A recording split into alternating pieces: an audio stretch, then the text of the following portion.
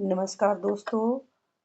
सत्यार्थ नायक की किताब महागाथा की ये 50th स्टोरी है, वामन अवतार। क्या होगा एक छोटा सा ब्राह्मण बालक 3 कदम जमीन मांगकर पूरे ब्रह्मांड को नाप ले। और क्या सच में दानवीर होना हमेशा सही फैसला होता है? महागाथा के इस अध्याय में हम मिलते हैं भगवान विष्णु के 5वें अवतार वामन अवतार से। यह कहानी सिर्फ देव और दानव की लड़ाई नहीं है, बल्कि यह अहंकार, दान और धर्म के बीच संतुलन की कहानी है। राजबली एक ऐसा असुर जो शक्तिशाली भी है और दानवीर भी। लेकिन क्या हर अच्छाई के पीछे कोई खतरा भी छिपा होता है? इस कहानी की समरी कुछ इस तरह से है। राजा महाबली अपने पराक्रम और दान के कारण तीनों लोकों पर राज करने लगता है। देवता उससे हार जाते हैं और इंद्रलोक भी छीन जाता है। देवताओं की प्रार्थना पर भगवान विष्णु वामन यानी बौने ब्राह्मण का रूप धारण करते हैं। वामन राजा बलि के यज्ञ में पहुंचते हैं और उनसे केवल 3 पग यानी 3 कदम भूमि मांगते हैं। बलि हंसकर मान जाते हैं, लेकिन तभी वामन विराट रूप धारण कर लेते हैं। पहले कदम में पृथ्वी, दूसरे कदम में आकाश और तीसरा कदम रखने की जगह ही नहीं बचती। तब बलि अपना सिर आगे कर देता है और वामन उसका अहंकार तोड़कर उसे पाताल लोक का राजा बना देते हैं। तो आइए कहानी शुरू करते हैं। वामन अवतार। अदिति जमीन पर लेटी थी। इंद्र की माता आंसू बहा रही थी अपने आदित्यों के लिए। उन आंखों से बहता खारा पानी अंतहीन प्रतीत हो रहा था, मानो उनके पीछे सागर उमड़ रहा था। शुक्राचार्य की सहायता से दैत्यों ने एक बार फिर स्वर्ग पर अधिकार कर लिया था। दैत्यराज बलि राजा बन गया और उसने इंद्र को अपदस्थ कर दिया। इंद्र अपने भाइयों के साथ ब्रह्मांड में भटक रहे थे। उन्हें जो मिलता वही खा लेते और जहां जगह मिलती वहीं विश्राम कर लेते थे। अतः अदिति ने भी भोजन त्याग कर जमीन पर सोना शुरू कर दिया। कश्यप अदिति को कई दिनों से देख रहे थे। उन्होंने पहले तो कुछ नहीं कहा, किंतु उस दिन उन्हें मौन तोड़ना पड़ा। मैं तुम्हें इस तरह रोते नहीं देख सकता। तुम्हें क्या चाहिए? माँ का हृदय संतान से जुड़ा है। आपको पता है कि हमारे पुत्रों पर क्या बीत रही है। मेरे आदित्य अब हंसते तक नहीं, तो मैं कैसे मुस्कुरा सकती हूँ? तो विष्णु की तपस्या करो। फागुन मास में सब प्रकार का अन्न त्याग कर केवल दूध का सेवन करो। अपनी सभी इंद्रियों को एकाग्र करके केवल विष्णु के नाम का ध्यान करो। यदि तुमने तपस्या जारी रखी तो तुम अपने पुत्रों को सुख देने में सफल हो सकती हो। देव माता ने संकल्प लेकर तपस्या आरंभ कर दी। दिति ने एक बार इंद्र को समाप्त करने के लिए दिति ने एक बार इंद्र को समाप्त करने के लिए घोर तपस्या की थी। अदिति उसे फिर से स्थापित करने के लिए तप कर रही थी। जल्दी ही उनकी आंखों के सामने नीले रंग की दिव्य छटा बिखर गई। मैं भी वही चाहता हूँ जो तुम चाहती हो, विष्णु ने कहा। परंतु बलि अत्याचारी नहीं है, वह मेरा सम्मान करता है। उसने असुरों को समुद्र मंथन में हमारी मदद करने के लिए केवल इसलिए मनाया क्योंकि मैंने ऐसा करने को कहा था। प्रहलाद की तरह वह भी इस बात का उदाहरण है कि राक्षस भी दिव्य गुणों से युक्त हो सकते हैं। बलि उदार भी है और उसके द्वार से कोई खाली हाथ नहीं लौटता।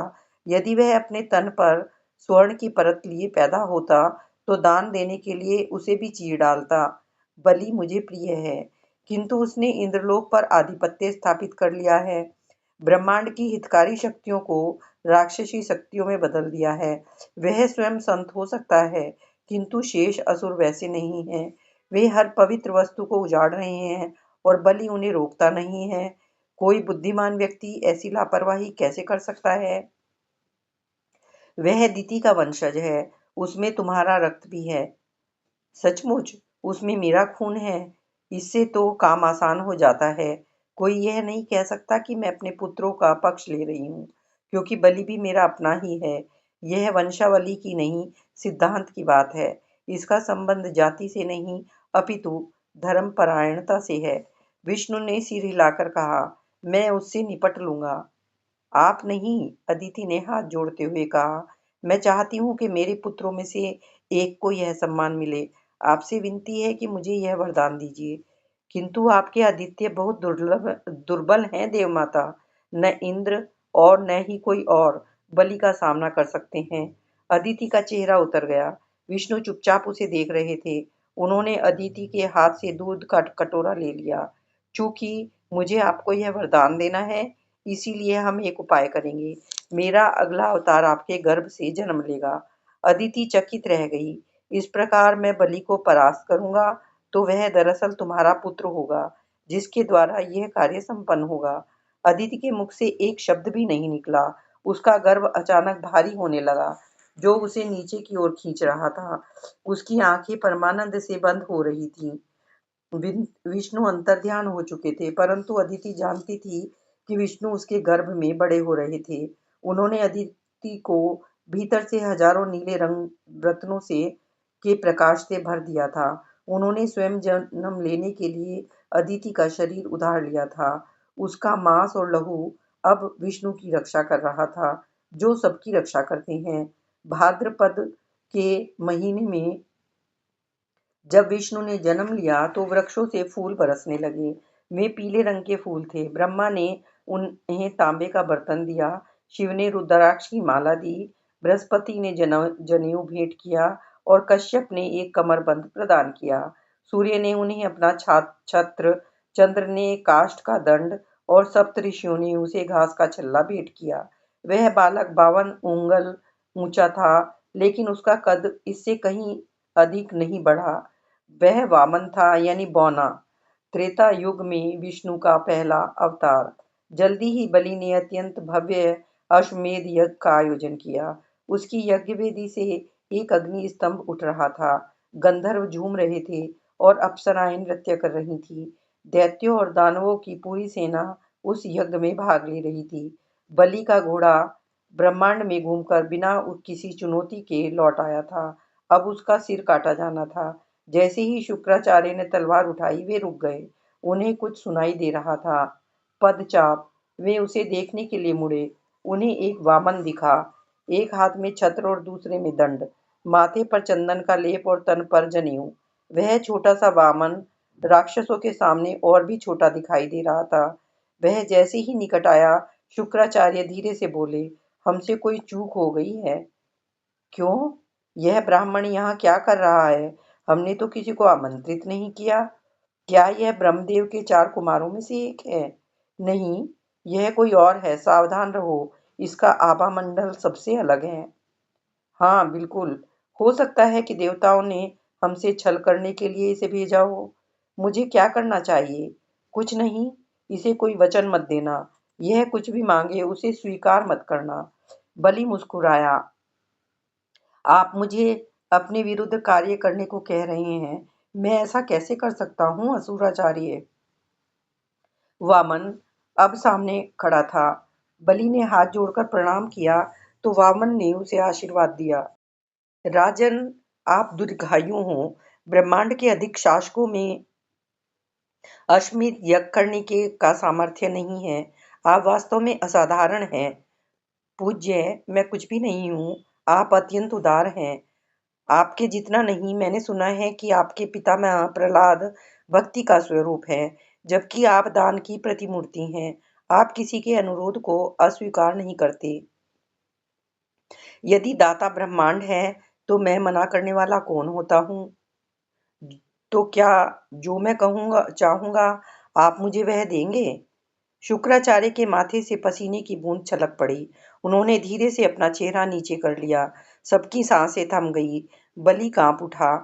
मुझे बताइए आदरणीय, आप क्या चाहते हैं? सभा स्तब्ध थी और सब वामन के बोलने की प्रतीक्षा कर रहे थे। भूमि। भूमि? हाँ, मुझे बस थोड़ी सी भूमि चाहिए। कितनी? मेरे 3 पग के बराबर भूमि। सब हैरानी से देखने लगे। कोई हंस रहा था तो कोई सोच रहा था। शुक्राचार्य वामन के पैरों को देख रहे थे। कमल की 2 कलियां, उनके नन्हे नन्हे पांव। 3 पग? बलि ने पूछा। हाँ। क्या आप यह विश्वास से कह रहे हैं? बिल्कुल। किंतु इतनी भूमि तो कुछ भी नहीं है। वामन मुस्कुराए। यदि कोई 3 पग भूमि से संतुष्ट नहीं होता, तो वह किसी वस्तु से संतुष्ट नहीं हो सकता। मैं जिस तरह अपने शरीर के आकार से संतुष्ट हूँ, उसी तरह इतनी सी भूमि से मुझे संतोष होगा। मैं निश्चित रूप से आपको इससे अधिक भूमि दे सकता हूँ। शुक्राचार्य ने बलि की बात को बीच में ही काट दिया। अगर इन्हें इतनी ही भूमि चाहिए तो हम तर्क क्यों करें? हे परम पूज्य हमारे स्वामी, आपको 3 पग भूमि दान करते हैं। सचमुच? वामन ने बलि की ओर देखा। हाँ, मैं दान करता हूँ। आप अपने पग कहाँ रखना चाहेंगे? तभी बलि स्तब्ध रह गया। सब लोग स्तब्ध रह गए। वामन का आकार बढ़ रहा था। उसके अंग खिंचकर लंबे हो रहे थे, उसका धड़ बड़ा हो रहा था, उसका चेहरा बादलों के पार निकल गया था, उसका अनुपात इतना अलौकिक था कि उसका शरीर पूरे ब्रह्मांड में फैल गया था। वह इतना विशाल था कि अब उन्हें वामन के दाहिने पैर के अंगूठे का केवल एक सिरा दिखाई दे रहा था। वामन ने पैर उठाया, दैत्य कांपने लगे। बलि घबरा गया और उन 2 शब्दों ने शुक्राचार्य को जैसे निष्क्रिय बना दिया था। 3 पग। वामन ने ब्रह्मांड को बौना कर दिया था। वह त्रिविक्रम बन गया था। उसकी आवाज आकाशवाणी की तरह सुनाई दे रही थी। राजन, मैं अपना पहला पग यहाँ रखता हूँ। और उसने पूरी धरती को नाप लिया। राजन, मैं अपना दूसरा पग यहाँ रखता हूँ। फिर उसने समूचा स्वर्ग नाप लिया। ब्रह्मा ने वामन के चरणों में प्रणाम किया और उन्हें अपने पात्र के जल से धोया। राजन, मैं अपना तीसरा पग कहाँ रखूं? बलि मुस्कुरा रहा था, उसकी आंखें भर आई। राजन, तीसरा पग कहाँ रखूं? आप वामन नहीं हैं, मैं वामन हूँ। आप भगवान विष्णु हैं। वह असीमित शक्ति जो मुझे बता रही है कि मैं कितना सीमित हूँ। मैं अपना तीसरा पग कहाँ रखूं? प्रभु, ब्रह्मांड आपके लिए खेल का मैदान है।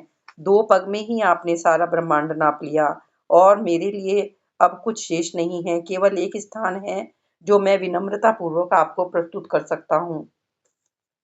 असुरराज ने वामन को प्रणाम किया। कृपया अपना तीसरा पग मेरे मस्तक पर रख दीजिए। मैं वहाँ महाविष्णु के चरणों की धूलि बनकर पवित्र हो जाना चाहता हूँ।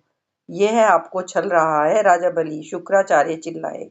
इसने वामन बनकर आपके साथ उसी तरह छल किया है जैसे इसने मोहिनी बनकर हमारे साथ छल किया था। अपनी आंखें खोलिए। मैंने अपना हृदय खोल दिया है। मैंने अपने पूर्वज प्रहलाद की भांति उनके सामने समर्पण कर दिया है। वामन ने पैर नीचे उतार लिया। उसका तलवा जैसे ही निकट आया, बलि के चारों ओर का प्रकाश क्षीण हो गया। विष्णु का नीला स्वरूप ऐसे निकट आ रहा था मानो आसमान नीचे गिर रहा हो। असुर भागने लगे। उन्हें विश्वास हो गया था वामन बलि को कुचलने वाला था। उन्हें लगा कि जैसे ही वह पैर उठेगा तो उनके राजा की अस्थियां उसके नीचे चिपकी होंगी। परंतु बलि जीवित था। वामन के पैर ने उसे कुचला नहीं, अपितु नीचे की ओर धकेल दिया। नीचे और बहुत नीचे। वामन ने बलि को ब्रह्मांड की रीढ़ के सहारे धकेलते हुए उसे सूतल तक पहुंचा दिया। वामन अचंभित होकर बोले, तुम वास्तव में अतुलनीय हो। तीनों लोग सदा याद रखेंगे कि जैसे राक्षस बल ने अपना सर्वस्व दे दिया था, उसी तरह राक्षस बलि ने भी मुझे अपना सर्वस्व दान कर दिया। मैं तुम्हें पाताल लोक का सम्राट घोषित करता हूँ। अब तुम यहीं रहकर शासन करो।